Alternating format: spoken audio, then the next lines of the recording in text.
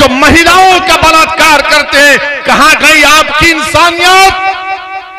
कहां गई आपकी इंसानियत? बिल्किस बानो मुसलमान का इशू नहीं है, बिल्किस बानो महिलाओं का इशू नहीं है, बिल्किस बानो इंसाफ का मुद्दा है। और इंसाफ पुकार पुकार कर भारत के प्रधानमंत्री से पूछ रहा है कि बताओ भारत के प्रधानमंत्री, आपने कहा था कि बेटी बचाओ, क्या बिल्किस बानो आपकी बेटी नहीं थी? प्रधानमंत्री बताओ हमको आप, क्या बिल्किस बानो आपकी बेटी नहीं थी? भाजपा वालों, क्या बिल्किस बानो से जो बर्ताव किया गया, बताओ क्या जुल्म हुआ बिल्किस बानो पर? आज बिल्किस बानो अपने गांव को जाने से डरती है, बिल्किस बानो अपने गांव को जाने से डरती है। और क्या कांग्रेस ने बिल्किस बानो का नाम लिया? तुमने सुना कांग्रेस के नेताओं की जबान से बिल्किस बानो का नाम? किसी और को झाड़ू वाले ने नाम लिया, बिल्किस बानो का नहीं लेंगे। क्यों नहीं लेंगे? क्योंकि इनको मालूम ये लोग कुछ भी हो जाओ गुलाम है, हमको और डालेंगे। मैं तुमसे अपील कर रहा हूं कि तुम सिवाय अल्लाह के किसी के गुलाम नहीं हो, तुम किसी के गुलाम नहीं हो। मेरे अजीज दोस्तों और बुजुर्गों, बिल्किस बानो सिर्फ मुसलमान की बेटी नहीं है, बिल्किस बानो सिर्फ एक महिला नहीं है, बिल्किस बानो एक इंसाफ का लड़ाई का नाम है। जिस महिला को जो 5 महीने की प्रेग्नेंट थी, बड़ी तादाद में मैं नौजवानों को देख रहा हूं, शायद नौजवान तुमको याद नहीं होगा बिल्किस बानो का वाकया। बिल्किस बानो 5 महीने की प्रेग्नेंट थी, बिल्किस बानो के साथ 3 साल की बेटी थी, बिल्किस बानो के साथ उसकी मां थी। और दंगाइयों ने बिल्किस बानो को रोककर उसकी इज्जत लूटी, उसका बलात्कार किया। बल्कि जी नहीं भरा तो बिल्किस बानो की मां का भी बलात्कार किया। जब जी नहीं भरा तो बिल्किस बानो के साथ जो महिला थी उनका भी बलात्कार किया। और इन जालिमों का दिल नहीं भरा तो उन्हें बिल्किस बानो के सामने उसकी 3 साल की बेटी के सर को एक पत्थर पर मारकर उसका कत्ल कर दिया। इस पर भी दिल नहीं भरा इन जानवरों का तो उन्हें बिल्किस बानो की मां को और दूसरे महिलाओं का कत्ल कर दिया। बिल्किस बानो रात के अंधेरे में छुप छुप कर आदिवासी भाइयों बहनों के पास गई, उन्होंने उसको कपड़ा दिया। बिल्किस बानो ने उस वक्त की गुजरात की पुलिस के पास जाकर उसके शौहर को मैं सलाम करता हूं, बिल्किस बानो ने कंप्लेन की तो पुलिस ने कंप्लेन नहीं लिया। बिल्किस बानो ने कंप्लेन दी तो दवाखाने में जब किसी का बलात्कार होता है तो उसका सही तरीके से इलाज नहीं हुआ। बिल्किस बानो डटी रही, अपनी इज्जत की लड़ाई बिल्किस बानो नहीं लड़ रही थी, बिल्किस बानो इंसाफ की लड़ाई लड़ रही थी। महाराष्ट्र में मुकदमा चला, ट्रायल कोर्ट ने सजा दी, हाई कोर्ट ने सजा को बरकरार रखा तो नरेंद्र मोदी की भाजपा ने, गुजरात की भाजपा की सरकार ने अपनी रेमेशन पॉलिसी के तहत इन जालिमों को जिन्होंने बिल्किस बानो के साथ इस तरह का बर्ताव किया और जिन्होंने बिल्किस बानो की इज्जत लूटी, कौन थे वो लोग? तुम जानते नौजवानों, वो बिल्किस बानो के पड़ोसी थे जिसको बिल्किस बानो चाचा कहकर पुकारती थी। जिस दिन बिल्किस बानो का रेप हुआ, बलात्कार हुआ, बिल्किस बानो उसकी दुकान से खरीदी हुई चूड़ियां पहनी हुई थी और जिसने बिल्किस बानो को अपनी बेटी समझकर चूड़ियां बेची थी, उसी जालिम कुत्ते ने बिल्किस बानो की इज्जत लूटी और इन कुत्तों को भाजपा की सरकार ने रिहा करवा दिया। बताओ भाजपा की सरकार, आप ऐसे कुत्तों को छोड़ते हैं जो महिलाओं का बलात्कार करते हैं? कहां गई आपकी इंसानियत? कहां गई आपकी इंसानियत? बिल्किस बानो मुसलमान का इशू नहीं है, बिल्किस बानो महिलाओं का इशू नहीं है, बिल्किस बानो इंसाफ का मुद्दा है। और इंसाफ पुकार पुकार कर भारत के प्रधानमंत्री से पूछ रहा है कि बताओ भारत के प्रधानमंत्री, आपने कहा था कि बेटी बचाओ, क्या बिल्किस बानो आपकी बेटी नहीं थी? प्रधानमंत्री बताओ हमको आप, क्या बिल्किस बानो आपकी बेटी नहीं थी? भाजपा वालों, क्या बिल्किस बानो से जो बर्ताव किया गया, बताओ क्या जुल्म हुआ बिल्किस बानो पर। आज बिल्किस बानो अपने गांव को जाने से डरती है, बिल्किस बानो अपने गांव को जाने से डरती है। और क्या कांग्रेस ने बिल्किस बानो का नाम लिया?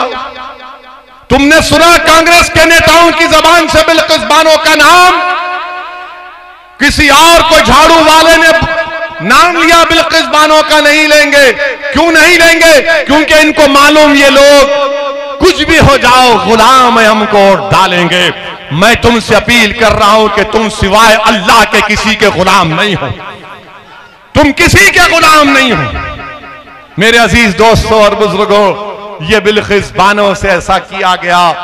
और बताइए, भाजपा की नरेंद्र मोदी की सरकार दिल्ली में उसकी इजाजत दे दी कि हां इनको छोड़ दो। और क्यों छोड़ा गया इन जालिमों को? इन जालिमों को क्यों छोड़ा गया? क्योंकि छोड़ने वाले ने कहा कि ये ब्राह्मण थे, संस्कारी थे। किसी एक महिला की बलात्कार करना संस्कारी काम है?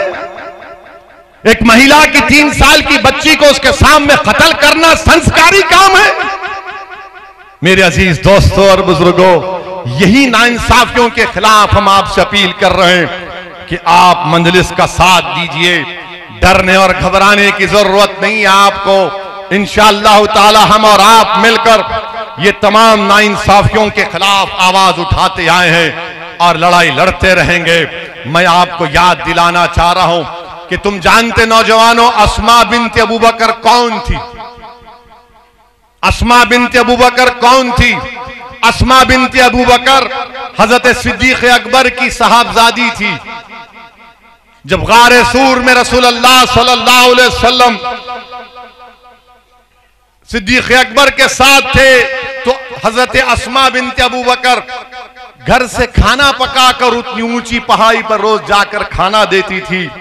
तो रसूलुल्लाह सल्लल्लाहु अलैहि वसल्लम ने उनको कहा, उनको लक़ब दिया कि ज़ातो ना तो खान है।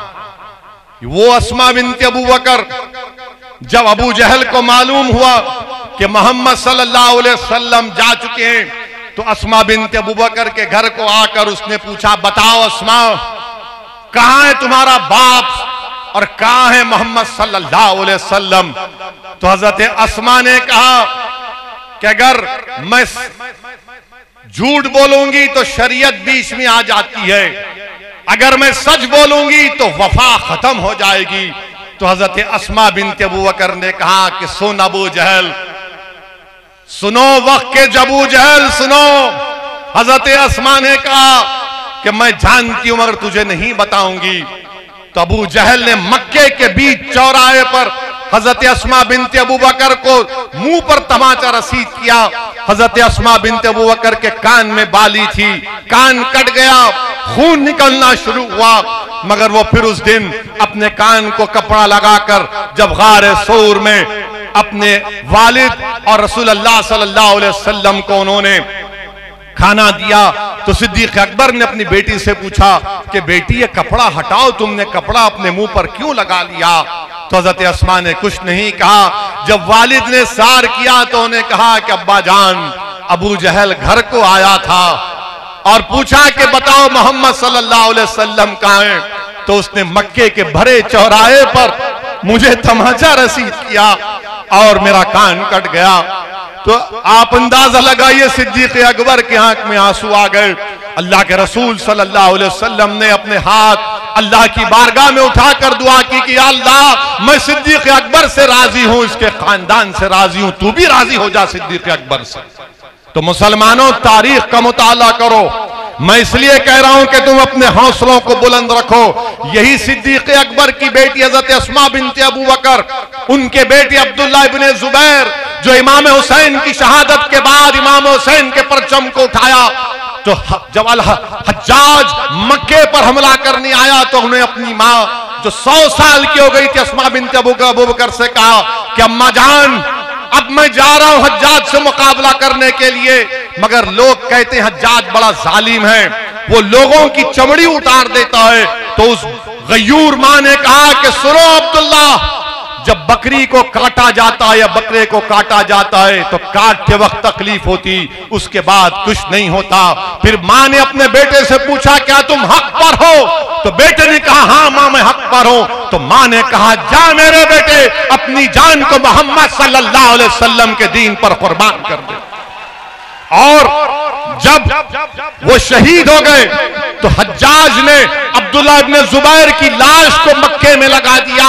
तो अब्दुल्लाह इब्ने उमर जब लाश के पास से गए तो कहा कि 14 दिन से लाश लटकी हुई है मगर इससे खुशबू आ रही है। तो किसी ने पुकार कर कहा कि जब अब्दुल्लाह इब्ने जुबैर पैदा हुए थे तो मोहम्मद सल्लल्लाहु अलैहि वसल्लम ने अपनी ज़बान मुबारक से खजूर को चबाकर पहली ग़िज़ा अगर अब्दुल्लाह इब्ने जुबैर के जिस्म में डाली तो रसूलुल्लाह सल्लल्लाहु अलैहि वसल्लम ने अपना लाहब दहन से चबा हुआ खजूर डाला। तो लोगों ने कहा कि जिसके जिस्म में मोहम्मद सल्लल्लाहु अलैहि वसल्लम का लाहब दहन चला गया उसके जिस्म से कभी बदबू नहीं आ सकती। तो मुसलमानों, हौसलों को बुलंद रखो, ये दुनिया खत्म होने वाली है मगर याद रखो, दुनिया याद रखेगी अब्दुल्लाह इब्ने जुबैर को, दुनिया याद रखेगी सुबह क़यामत तक इमाम हुसैन को, दुनिया याद रखेगी हजरत ज़ैनब को, वक्त के यजीदों को, वक्त के अबू जहलों को दुनिया सफ़े हस्ती से मिटा देगी। तुम पुरुम्मीद हो कि इंशाअल्लाह ताला हक कामयाब होगा। मेरी आपसे गुजारिश है कि मंजिल के लिए काम करिए, हमारी कोशिश में हमारा साथ दीजिए।